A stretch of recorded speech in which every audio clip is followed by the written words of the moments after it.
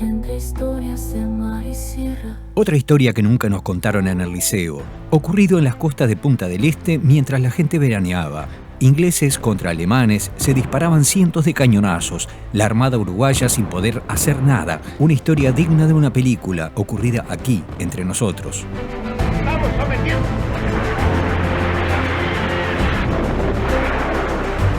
Hubo tipo una amenaza de Langsdorff de cañonear la ciudad de Montevideo. Un barco que explotaba ante la mirada de miles de uruguayos. De esto emerge, décadas más tarde, el famoso Águila de la Discordia. Hoy te contaremos la historia con lujo de detalles, completa.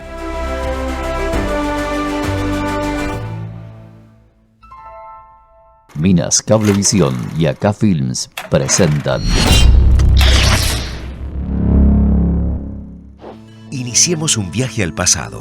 Veamos cómo eran las cosas y cómo éramos nosotros mismos. Dirección: Gaby Ceballos. Investigación y producción ejecutiva: Anabel Bouza.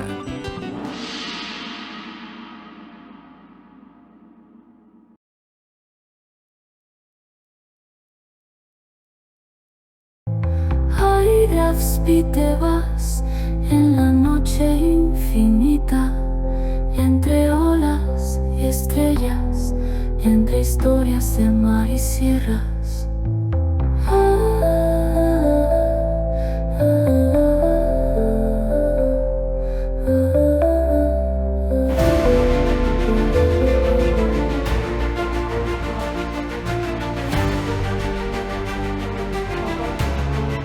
La infame Segunda Guerra Mundial comienza en 1939 y lejos parecía que no llegase a tocar. El primer enfrentamiento aéreo ocurre en Varsovia, pero la batalla más grande e importante hasta entonces ocurre en las costas uruguayas. Parece increíble, pero aquí, en Uruguay, se libró la primera batalla naval de la Segunda Guerra Mundial.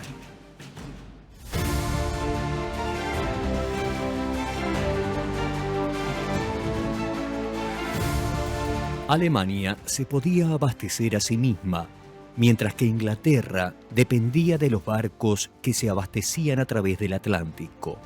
Si Alemania hundía estos barcos, pensaron que fácilmente ganarían la guerra. Uno de los métodos que Alemania usaría para tal objetivo eran las naves corsarias.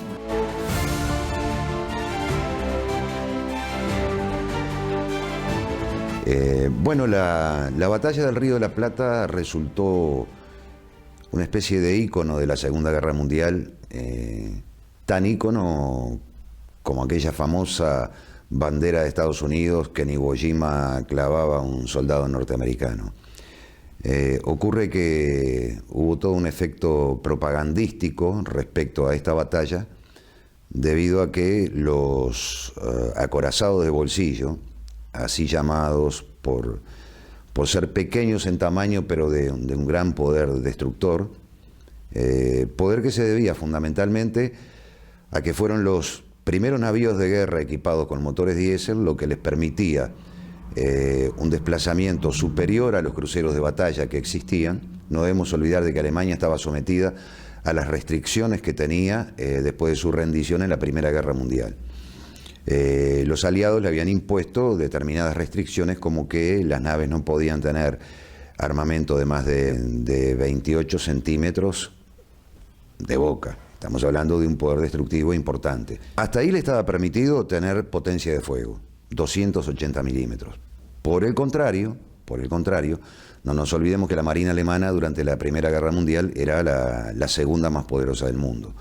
Por el contrario, los cruceros de los aliados tenían piezas de 400 y pico milímetros, ya estamos hablando de monstruos de 40 centímetros de boca.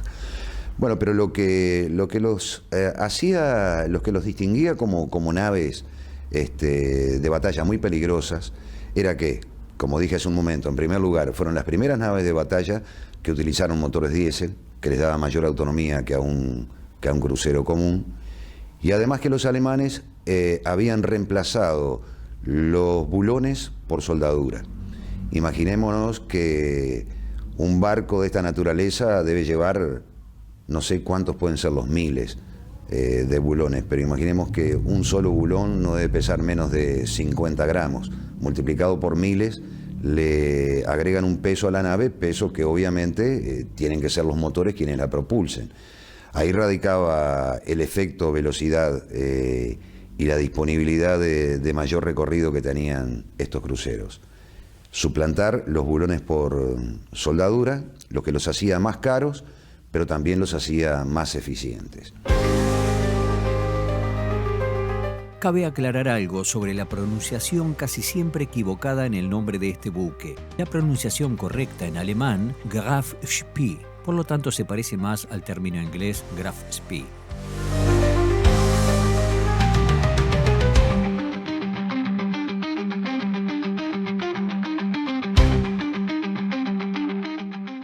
El buque Admiral Graf Spee se bautizó por la hija del almirante Maximilian von Spee, hombre de quien recibe su nombre.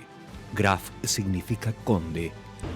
El barco, de 16.000 toneladas, se bota en aguas el 30 de junio de 1934.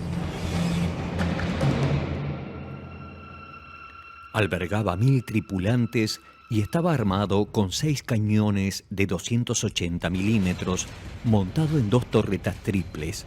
Tenía una batería secundaria de 8 cañones de 150 milímetros en torretas individuales a ambos lados del crucero.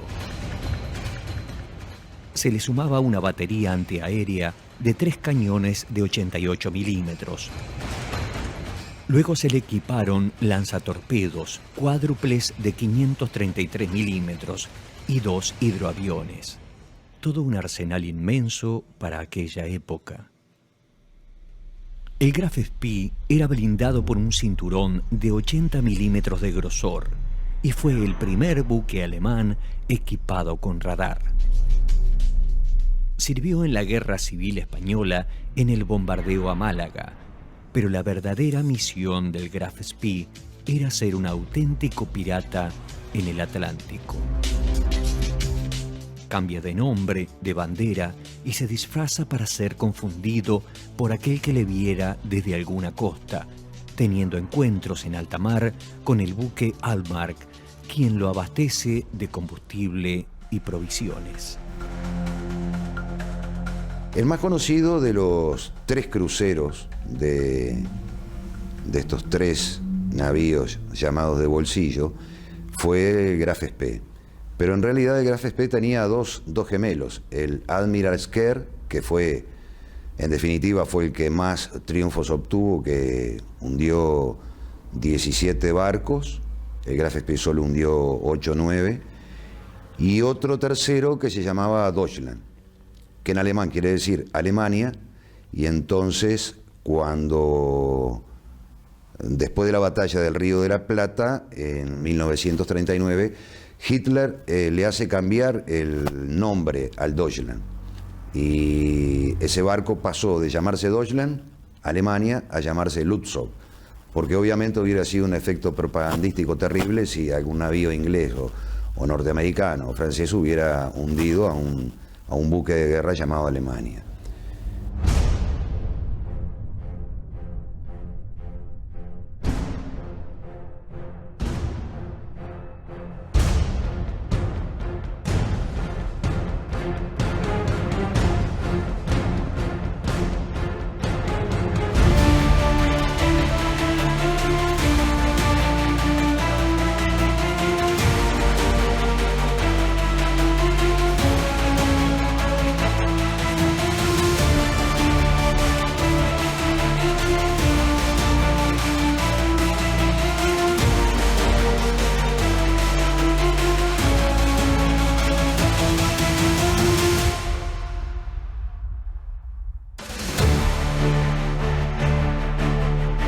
Su misión era hundir los cargueros que llevaban provisiones, pero salvaba a su tripulación, llevándolos en lanchones y alojándolos consigo. El comandante Langsdorff fue uno de los pocos alemanes que trató bien a sus prisioneros.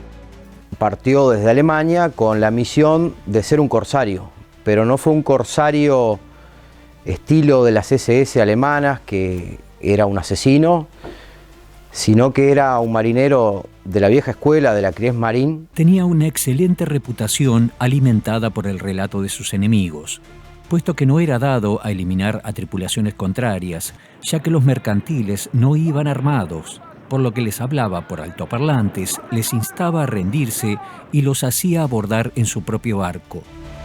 Cuando estaban todos a salvo, entonces sí hundía el barco enemigo, pero vacío. Un detalle que molestaba sobremanera a Hitler era que todos sus subordinados hacían el saludo nazi menos Langsdorff, quien lo hacía con el saludo de la armada tradicional prusiana.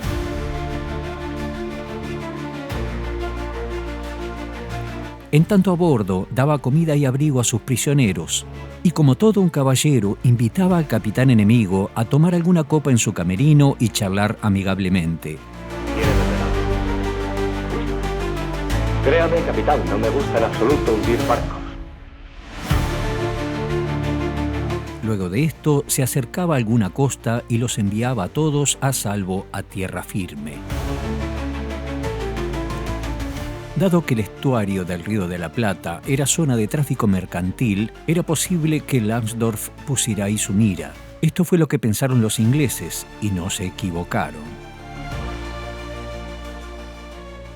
El Graf Spee, luego de hundir 9 barcos británicos, en diciembre hace incursión por aguas sudamericanas, hundiendo el 7 de diciembre otro carguero rumbo al Río de la Plata.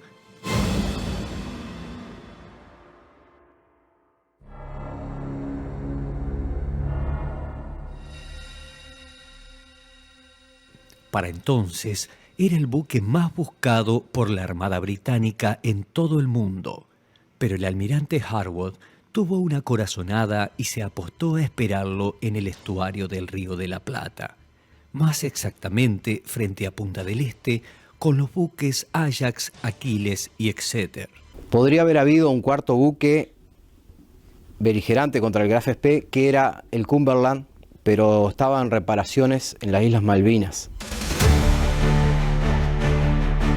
Harwood tenía como misión, además, patrullar la desembocadura del Río de la Plata, ya que el 40% de los suministros hacia Londres provenían de nosotros. Un detalle que se conoció años más tarde quizá le dé mayor sentido a este encuentro que más que casualidad pareciera una emboscada. Resulta que los ingleses habían capturado saliendo de Bahía Blanca un barco del servicio de espionaje del Tercer Reich, el Usukuma, y a bordo de él se apoderaron allí de un elemento quizá el más importante de toda la guerra, la famosa máquina Enigma de los alemanes. Esta máquina cifraba los mensajes, los encriptaba y era una de las ventajas de comunicación entre los alemanes. Pero esta vez estaba en manos de Harwood, quien se cree que envió mensajes de señuelo hacia el Graf Spee para atraerlo a la emboscada. Hay teorías de que se hicieron pasar por el Usukuma ofreciéndoles aprovisionamiento. De otro modo, no se explica cómo Harwood lo esperó por horas frente a Punta del Este y practicó varias veces el ataque a modo de pinza, que fue exactamente el mismo que usó para atacar el Graf Spee.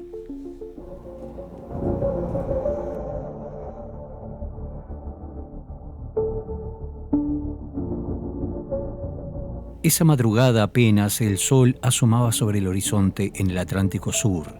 La tensa calma en las aguas del estuario del Río de la Plata es engañosa. Punta del Este duerme, ajeno a todo. En la distancia, la silueta imponente del acorazado de bolsillo alemán rompe en el horizonte.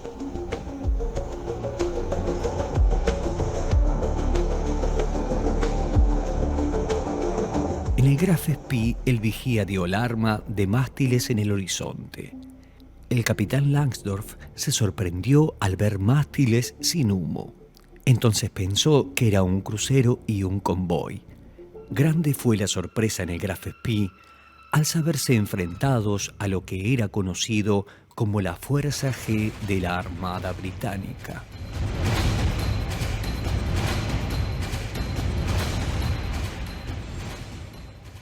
Se le pidió por radio que se identificara y el Graf Spee respondió izando su bandera de combate, ya que estaba jugado a todo o nada, pues los 3 barcos eran superiores en velocidad y no podría escapar.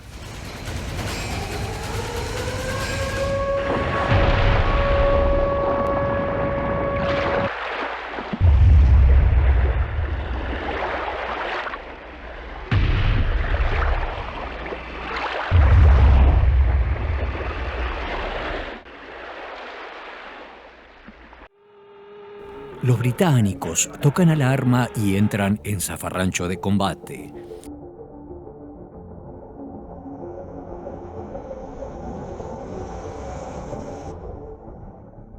El Graf Spee poseía la ventaja de tener armas con alcance de 22 kilómetros. Los ingleses no. Si se mantenía a cierta distancia, tendría todas las de ganar sin ser alcanzado.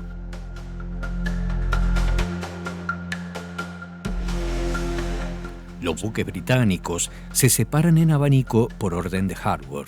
Esto de alguna manera era un acierto, puesto que el Graf Spee tenía cañones que solo eran capaces de apuntar a un enemigo a la vez, por lo que algún flanco siempre sería vulnerable. Langsdorff se lanza sobre el Exeter, al que considera más peligroso. Harwood lucía eufórico, emocionado, ya que había encontrado al gigante alemán luego de 113 días de búsqueda incansable. Había llegado el momento. El Graf Spee comenzó a lanzar cañonazo tras otro hacia el Exeter, sabiendo que su armamento podía atravesar su casco y dañarlo seriamente, mientras él solo debía cuidarse de los torpedos y atender los flancos. El Exeter no se hace esperar y lanza una rápida respuesta. ¡Abran fuego! Entendido, señor.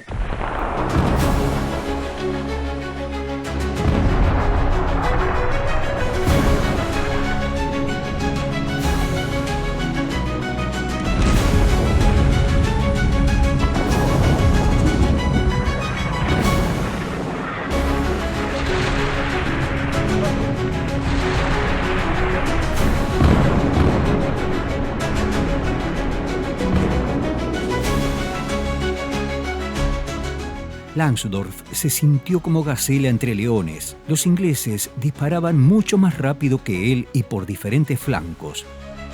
El Spee estaba recibiendo impactos que le dejaban boquetes por encima de su línea de flotación, más daños adicionales.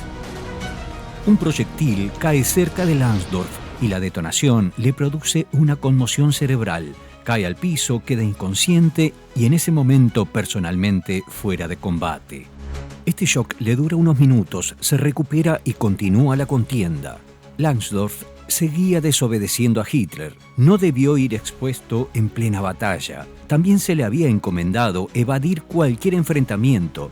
Era un corsario, no una flota de combate. Pero este desconcierto y el caos hizo que el Spee se acercara demasiado a los ingleses, lo que lo hizo vulnerable, ya que no solo podía disparar a un flanco a la vez, sino que su torreta delantera se averió y dejó de disparar. 1000 hombres estaban en ese momento trabados en un combate furioso. El Graf Spee seguía ensañado con el Exeter, sin saber que ya lo había destrozado, que podía dedicarse a los otros 2 menos potentes, y es probable que hubiese ganado allí la batalla. ¡El Aquiles está envuelto en humo! ¿Se encuentra bien? Tenemos nuevos huecos de ventilación, señor. Demasiada corriente.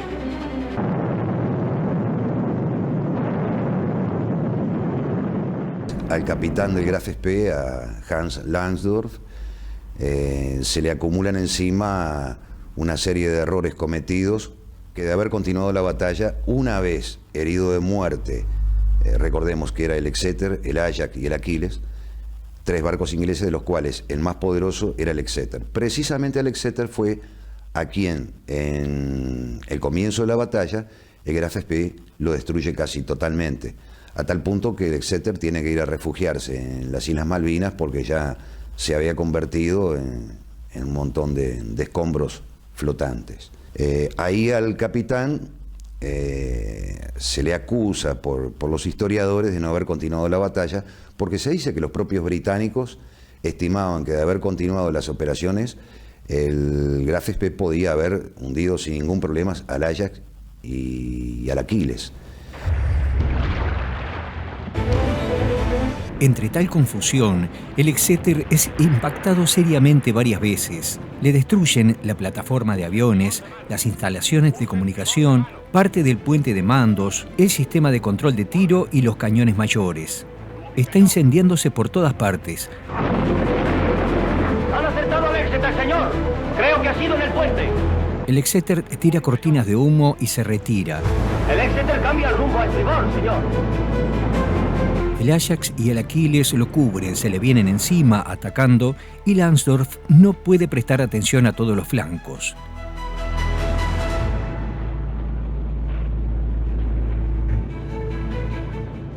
A eso de las 7 vuelve el Exeter a la escena, pero el Graf Spee sigue ensañado en él, le provoca más daños aún, por lo que casi hundiéndose vuelve a retirarse para refugiarse. A todo esto, apunta sus baterías contra el Ajax y el Aquiles, que lo estaban dejando como un colador. Todos los barcos se estaban quedando sin municiones. El Graf Spee toma lo que llamaron varios la decisión equivocada. Pone al acorazado a toda máquina y se interna en el Río de la Plata. Los ingleses le persiguen. El crucero Uruguay de la Armada Uruguaya se interpone como puede. Los ingleses quedan acechando y el Graf Spee se encamina a la ciudad. Ocurre que el capitán evidentemente creyó que los daños que habían ocurrido sobre los daños que le habían infligido en la batalla Graf Spee eran de mayor consideración, y por eso es que toma la decisión de navegar hacia Montevideo, el lugar en el que pensaba poder reparar sus averías para salir nuevamente a la mar. Langsdorff no lo sabía, pero había casi ganado la batalla. El Exeter apenas flotaba, los otros dos tenían averías por todas partes y le funcionaba un escaso porcentaje de sus cañones. El Graf Spee entra a puerto con decenas de sus soldados abatidos, 20 impactos grandes y poco combustible, pero aún flotando. Pensó ir a Buenos Aires, pero sabiendo del fangoso Río de la Plata, tuvo temor de tocar fondo y enfiló hacia Montevideo. Langsdorff tiene 70 heridos, los que serán llevados a hospitales uruguayos. Lleva consigo prisioneros tomados en el último ataque y 37 abatidos en el combate. La tripulación se despide con lágrimas de sal. Un adiós en el horizonte, el eco de un triste final. Corazones que laten fuerte, llanto entre el oleaje. Dos mundos separados por un silencioso paisaje. Ay, Graf Spee, te vas en la noche infinita, entre olas y estrellas, entre historias de mar y sierras.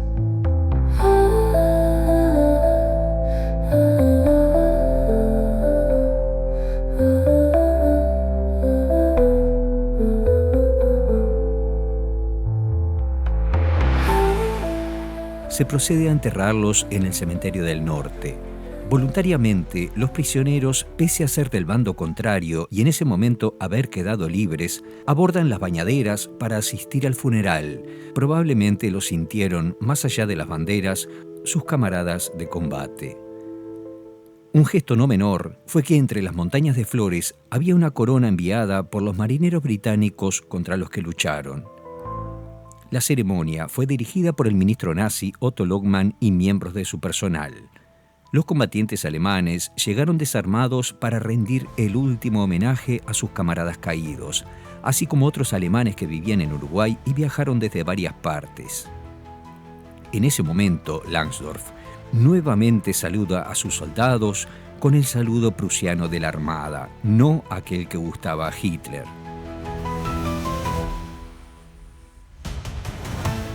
Langsdorff suponía a Uruguay un país neutral, pero se equivocaba. Aquella noche la actividad en las embajadas comenzó desde temprano.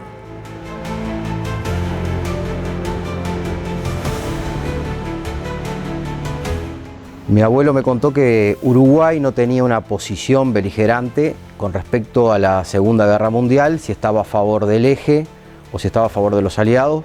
Por lo tanto, cuando el Graf Spee llegó a las costas uruguayas buscando reparación, creyendo que Uruguay era un país neutral, se encontró con que las autoridades de ese momento no estaban decididas todavía qué posición tomar.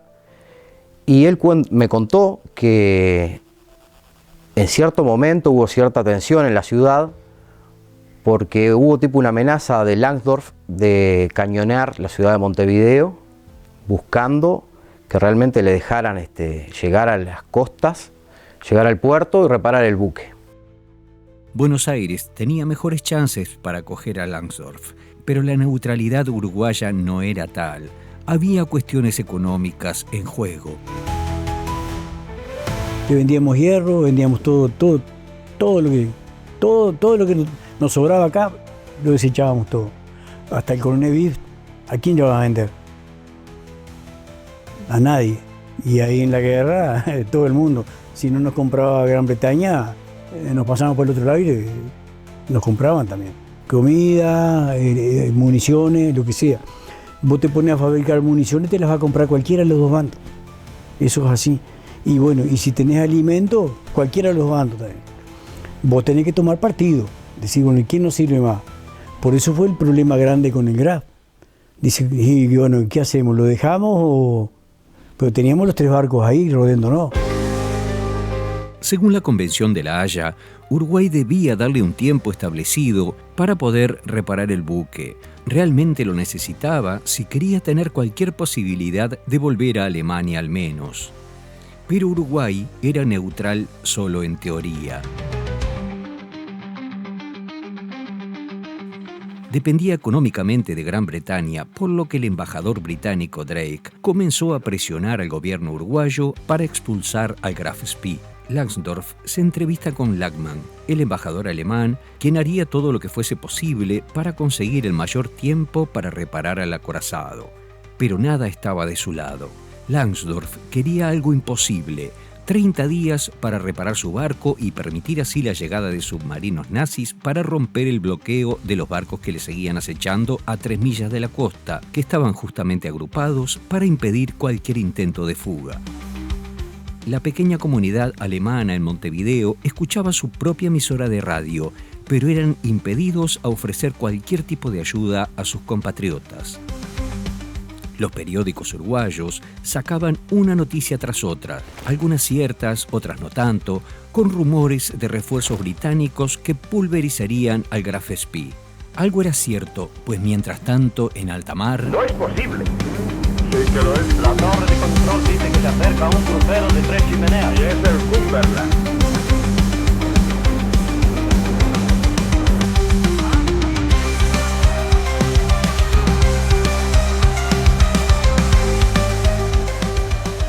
En Uruguay se había armado una comisión para inspeccionar al Graf Spee.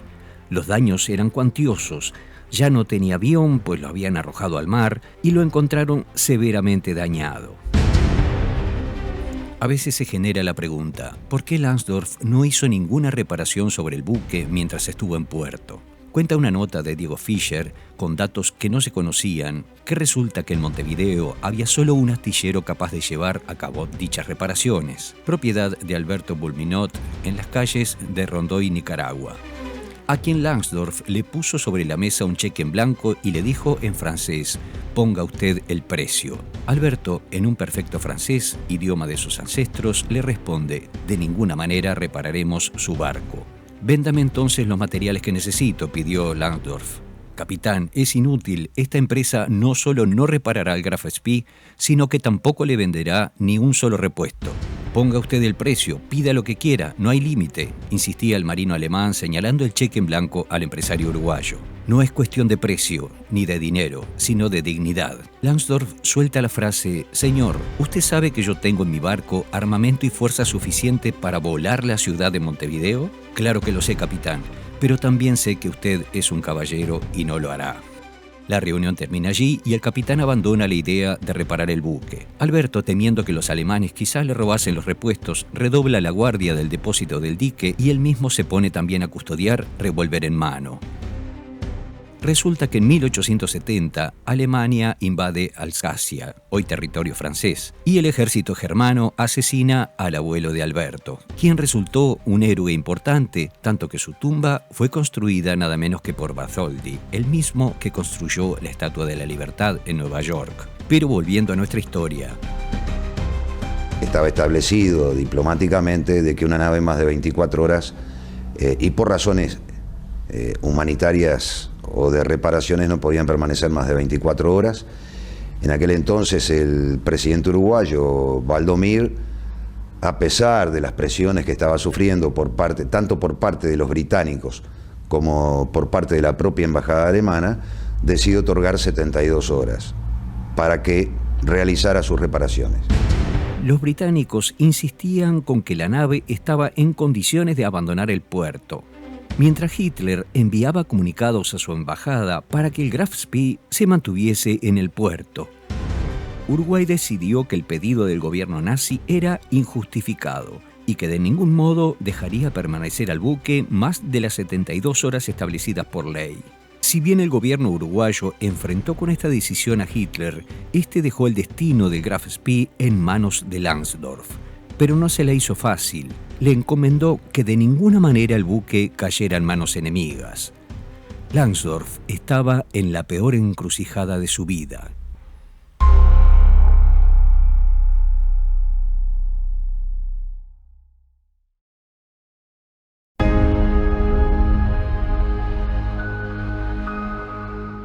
Harwood amanece ese día crucial pidiendo algo insólito.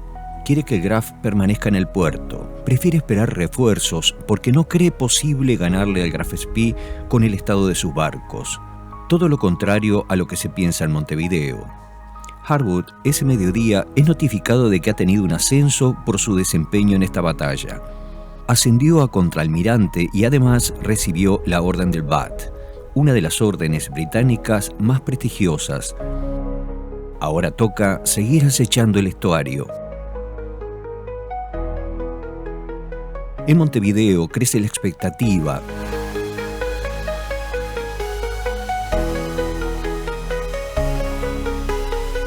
Gran parte de la ciudad se aglomera en el puerto esperando ver la segunda parte de la batalla. Nadie tiene ni idea de lo que va a suceder.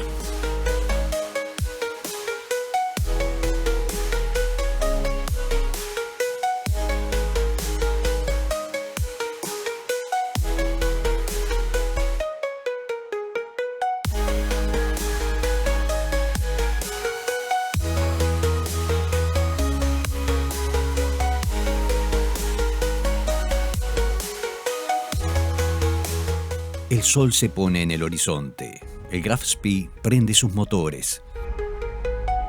Oficialmente llevaba una tripulación de 1000 hombres, pero en realidad iba a zarpar con lo indispensable: 40 hombres que desmontarían las cabezas de 6 torpedos armados, ya que cada una de ellas contenía 300 kilos de explosivos. Langsdorff no pensaba dar la victoria a los ingleses, mucho menos entregar el barco a los uruguayos, tampoco los documentos y quién sabe cuánto secreto que contenía el Spee. Le harían creer a los ingleses que se hundirían todos. Con tal revuelo en Montevideo, el buque alemán mercante Tacoma, que estaba refugiado en el puerto, se arrima sigilosamente al Graf Spee con la excusa de aprovisionarlo. Tienden entre ellos enormes lonas y bajo ese manto se transfirió el grueso de la tripulación del Graf hacia el Tacoma. Nadie se dio cuenta del engaño. A las 18 horas, aquel buque que llamaron el más fuerte que el más veloz y el más veloz que el más fuerte, zarpa al fin.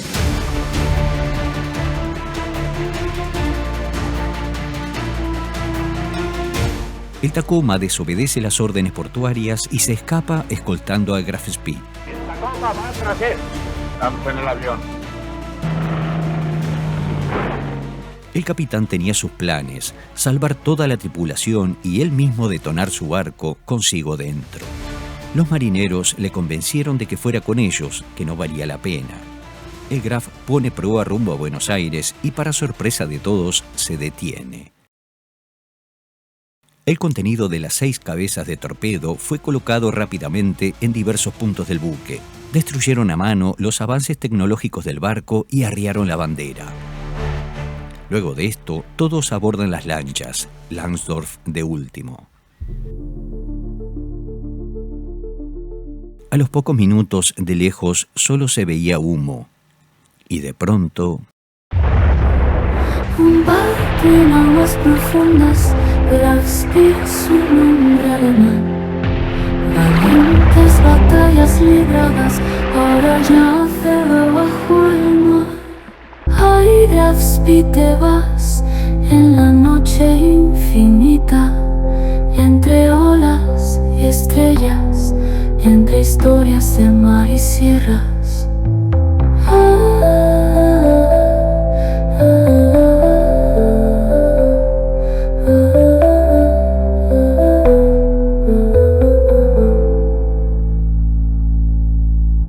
Se dice que Alberto, al ver las explosiones, pronunció: «Abuelo, la vida tiene sus vueltas».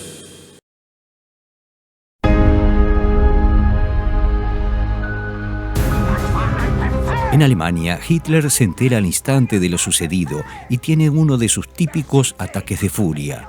Maldice a Langsdorff por no librar batalla y dejar en vergüenza a la armada alemana. Mientras tanto, del Tacoma transbordan a remolcadores de bandera argentina, uno llamado Coloso, el otro Gigante y la chata Chiriguana.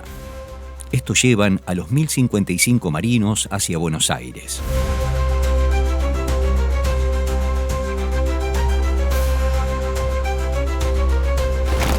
Al llegar todos a la capital porteña, fueron recibidos por el embajador von Termann y la comunidad alemana con pequeñas ofrendas de bienvenida. Ya en Buenos Aires y en el mundo entero había corrido la noticia. De acuerdo a las leyes internacionales, Argentina, neutral, debía mantenerlos prisioneros, aunque podrían vivir con sus familias alemanas en Buenos Aires, pero sin ninguna posibilidad de volver a casa.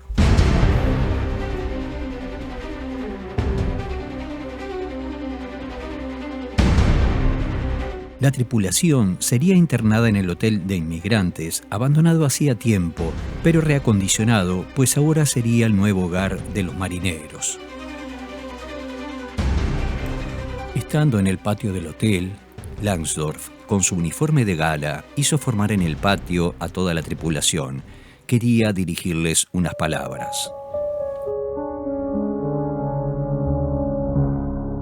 Hace unos días, dijo, fue nuestro triste deber tributar los últimos honores a vuestros camaradas muertos. Quizás tengan que llevar a cabo una tarea similar en un futuro próximo. Cuando Langsdorff salió hacia la calle empedrada que pasaba frente al hotel, los corresponsales de prensa extranjeros y argentinos se le abalanzaron para tomarle una declaración. Solo atinó a decir: «Esta noche no tengo novedades para ustedes, pero quizás por la mañana haya una importante».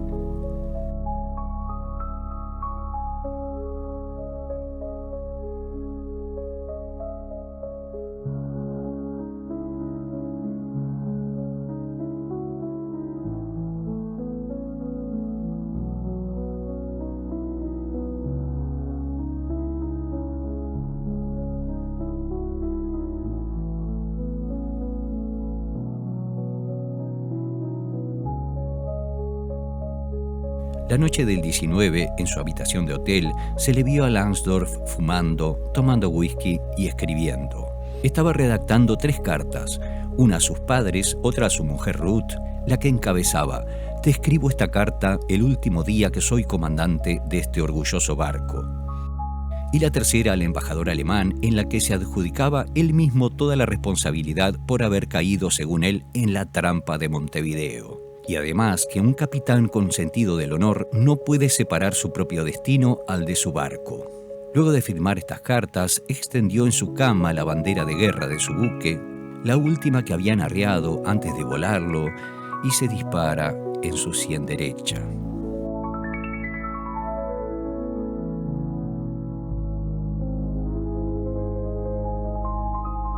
Hoy yace en el cementerio alemán de Chacarita junto a otros 4 tripulantes de Graf Spee. Estas son imágenes originales del entierro del capitán.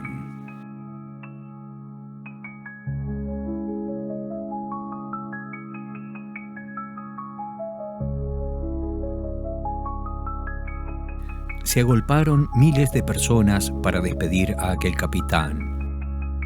Tan caballero que entre la multitud se encontraba el capitán de su último buque hundido, aquel con quien habían compartido whiskies y cigarrillos.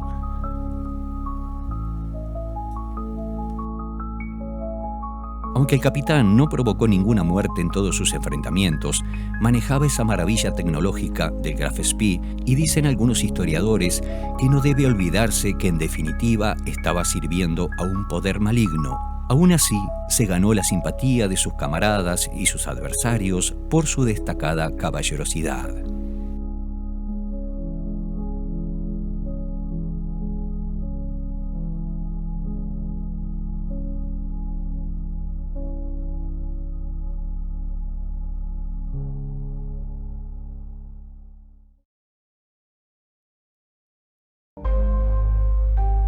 En ocasión del 75º aniversario, llegó la hija de Langsdorff, se rindió homenaje en su tumba, se tocó la canción alemana Yo tenía un camarada y luego se trasladaron a la tumba de tripulantes del Exeter, también para rendirles homenaje. En Uruguay, el área de Graf Spee está custodiada hasta hoy para evitar el robo de souvenirs. En 2006, el buzo Héctor Vado, amigo personal nuestro y de nuestra productora, quien partió poco antes de darnos una entrevista al respecto, rescató el famoso águila enorme que llevaba detrás el Graf Spee, llamada esta luego el águila de la discordia, pues se convirtió hasta hoy en un objeto de controversia y discusiones.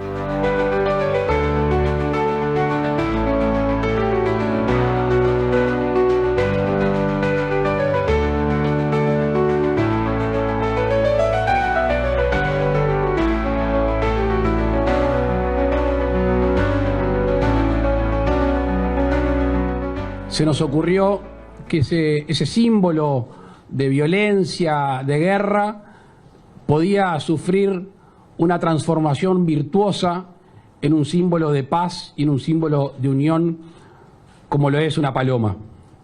De que confirmarse la propiedad por parte del Estado uruguayo de esta pieza, hacer esta transformación y convertirlo en una paloma.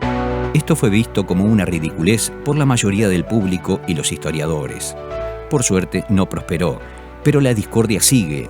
Alemania quiere que vaya a un museo y un empresario argentino quiere comprarla, dice, para hacerla volar en 1000 pedazos. La hija de Langsdorff escribió una carta al presidente Lacalle Pou solicitándole que se exhibiera en un museo junto a los demás elementos que se exponen del Graf Spee. Langsdorff, pese a ser un disgusto para Hitler y que los diarios locales le llamaran cobarde, fue fiel a sí mismo y a sus principios, y el mismo método piadoso que utilizó con sus enemigos, salvándoles en cada hundimiento, lo utilizó para salvar a su propia tripulación. Luego sí, cumplió con las cuestiones de honor. De Alemania habían zarpado 1.200 tripulantes. En el momento del combate del Río de la Plata eran 1.055, 811 regresaron a Alemania y lograron evadirse 244. La mayoría se quedaron en el Río de la Plata, igual que Graf Spee, para siempre. Historias de mar y sierras, el río canta al pasar, leyendas que nunca mueren en la bruma del viejo mar. Un barco en aguas profundas, Graf Spee, su nombre alemán. Valientes batallas libradas ahora yace bajo el mar. Airas y te vas en la noche infinita, entre olas y estrellas, entre historias de mar y sierras.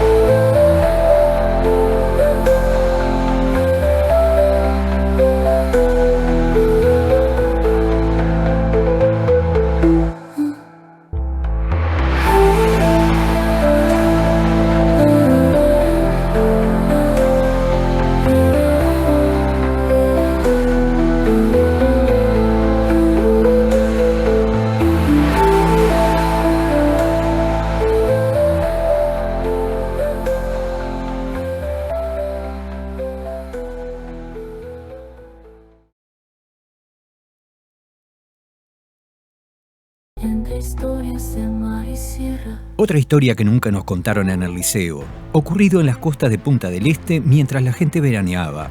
Ingleses contra alemanes, se disparaban cientos de cañonazos, la armada uruguaya sin poder hacer nada. Una historia digna de una película, ocurrida aquí, entre nosotros. ¡Vamos, sometiendo!